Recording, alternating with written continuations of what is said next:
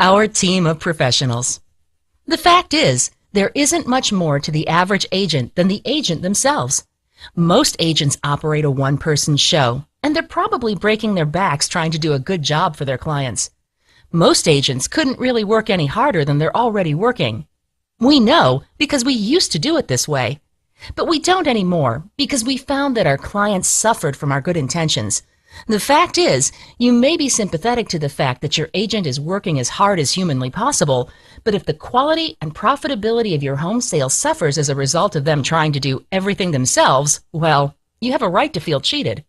The simple explanation is that we built a team of professionals to help us be in 10 places at once and therefore greatly enhance the quality of service we can deliver to our clients.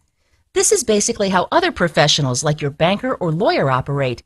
And on top of this, we've used cutting-edge technology to dramatically improve the speed, efficiency, and innovative capabilities of every part of the service we deliver.